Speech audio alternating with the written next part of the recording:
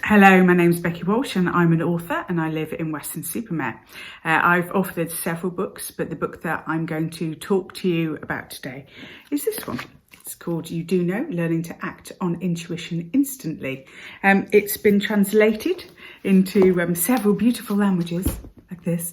I tell you, it's very weird to see your own name spelled completely differently to the way that you normally spell it. It's really strange. And also to see covers of the book.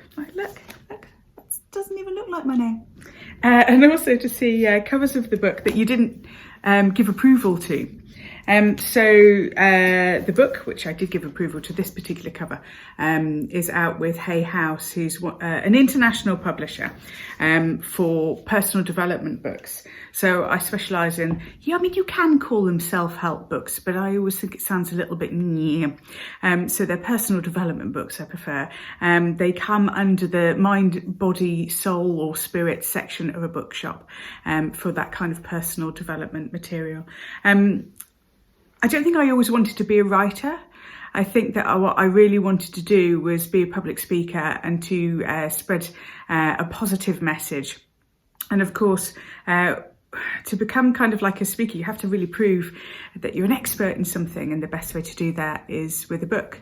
And I remember I was very late getting my degree. And so I got my degree as an adult and I walked into the library. I went to California Institute of Integral Studies in San Francisco, and I walked into the library and donated my book. And the woman who was manning the library desk at the time was studying a PhD. And she said, this is amazing. Like, what course are you on?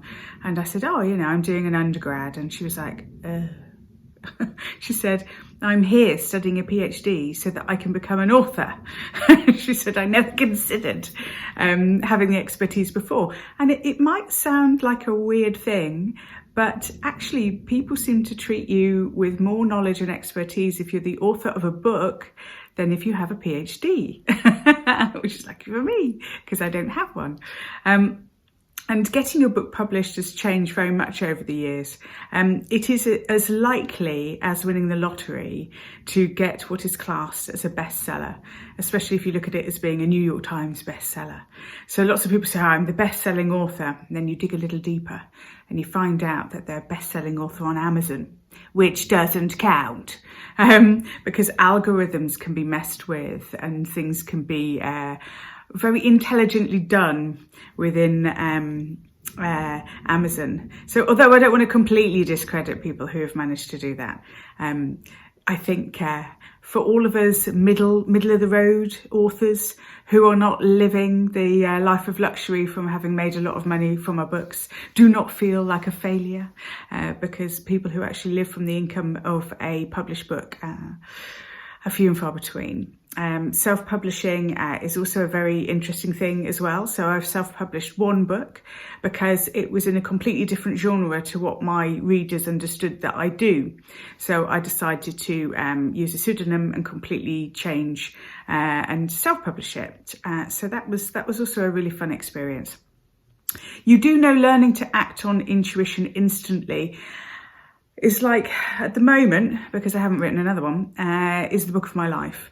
I feel that the other 4 books that I wrote were kind of my own take and regurgitating on writers who had come before me and inspired me in the subject matter of intuition.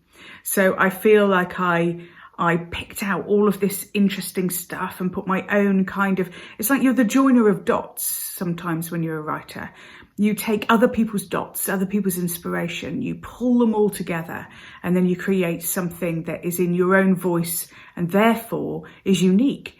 Because certainly in personal development, anyone who is reading a book can be, wow, I didn't get that when I've read it in the way that other people have taught it before. However, You Do Know, for me, was a launch into my own thoughts, my own downloads, like real information that was unique, that wasn't coming from anybody else.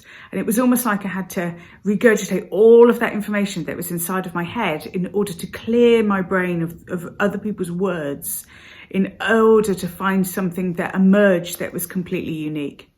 So you do know, to me, I wrote for 5 years ahead in the future. I wrote the book 7 years ago. At that point in time, there was no such thing as fake news. And I wrote it because I could see the trajectory that we were going on, that I felt that people were losing trust and that we were losing faith in certain things. But I didn't want humanity to lose faith in the individual, in ourselves.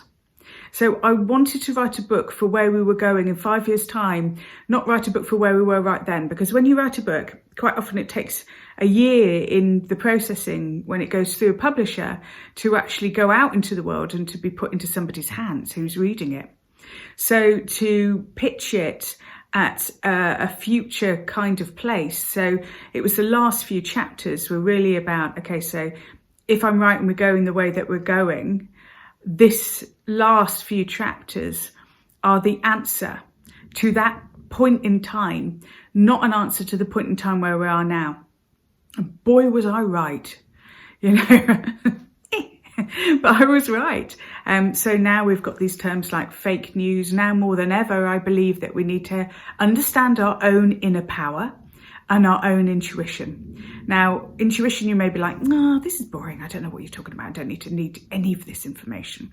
But then actually, intuition, you know, when people talk about the mind-body connection, I would say that there is no separation between the mind in your body and the mind in your head. They are all one in the same thing.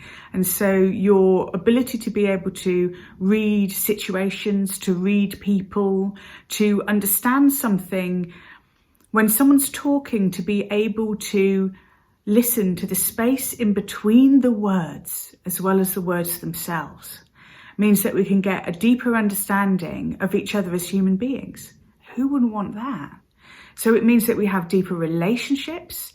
It means we have deeper connections. But it also means that we can kind of be our own inner psychotherapist so that we can tell when something feels right for us or when we're being triggered by old fears of the past. You can really differentiate between following your old patterns and actually building a new future for yourself. So the book very much talks about the different brains that we have in our system. We have a brain in our head, you might have noticed. We have a brain in our gut, when we talk about that gut-led intuition. And we also have a brain in our heart. So what I'd like to do for you now is explain a little bit more about that. But what I'm going to do is I'm going to read to you an article that I wrote for the Huffington Post on this very subject, rather than actually pick up a bit of the book and read it, because the article will be a whole beginning, middle and an end. Whereas if I read you a few pages of the book, you might be like, oh, and feel a bit unsatisfied because we haven't reached an actual conclusion. So I haven't read this article in a long time. So, read it, I wrote it. But so if I stumble over a few words, 2014, this is from, blimey. Here we go. I'm sure you've heard people say, I feel it in my stomach.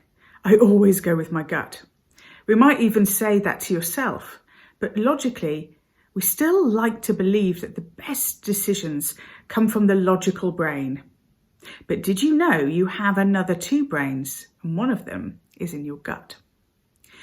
Embedded in the lining of the intestines is the electric nervous system with hundreds of millions of neurons, and as it is in the gut, potentially croutons, with 1,000th the number of the brain in your head.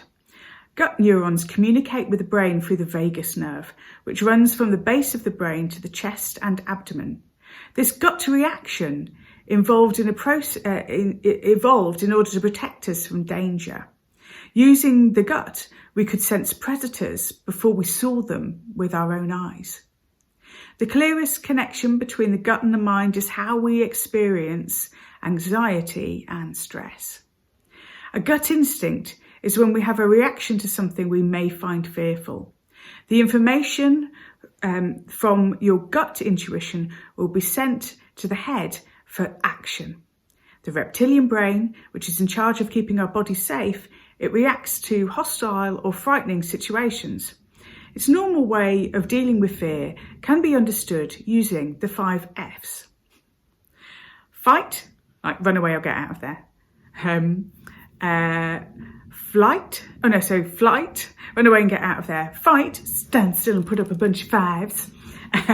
Freeze, which is what a lot of animals or insects do. They keep alive by playing dead or just become paralysed by fear. Food, because it gives the body energy to be able to cope with the situation and be able to use fight or flight, which might explain why comfort eating is such a joy. And there's another F. And this F might be the one that explains the baby boom. Whatever the brain decides, the gut will send blood to the arms and legs in case we want to fight or run like a billy-o. Now, of course, stressful situations are unlikely to be caused nowadays by a predator, but our body's reactions are in fact the same. Making decisions through this form of intuition means that we can make choices out of fear or defence. Now, in fact, there are two forms of intuition, little known fact. As I write about my book, You Do Know, Learning to Act on Intuition Instantly, quick plug. The second form of intuitive knowing is often discounted because it has no words. It is rooted in our emotions. For example, when we feel excited, there's an expansive feeling. We simply know. We may not understand why we know, we just know. This second form of intuition comes from the heart. The heart has its own independent nervous system. Like the gut, there is at least 40,000 neurons, nerve cells, in the heart. This may be found in various subcortical centres of the brain. Following this heart-led intuition can lead to remarkable life changes as your decisions become about the expansion of who you are rather than limiting yourself to avoiding pain or fearful situations. Using heart-based intuition means that you can make quicker decisions about what's right for you. It also means less stress. It also means that you can open your heart more widely to people as you know who you can trust, making intuition exactly the tool that you need to open your heart to all of the different variations of love. So next time you believe follow your heart or trust your gut, you'll understand that it's not quite such a brainless act after all. I hope you enjoyed that. Oh, I feel all a bit Jack and Ori now.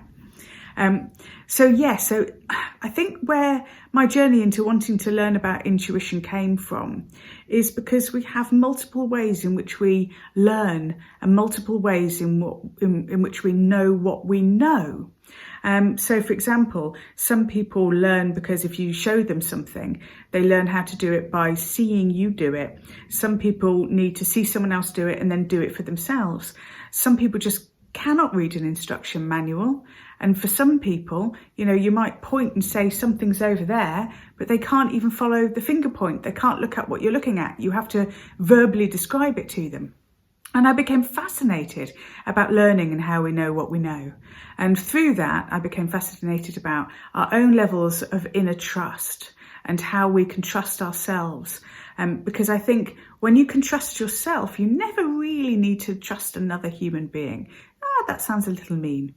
But when you can trust yourself, you know that you're right about the people that you draw close to you in your life. And you know that you can trust yourself to make good decisions about other people. It can be a bit of a burden because sometimes when you're watching news broadcasts, you want to jump up out of your seat and go, no, that's a lie. I can see that person's lying.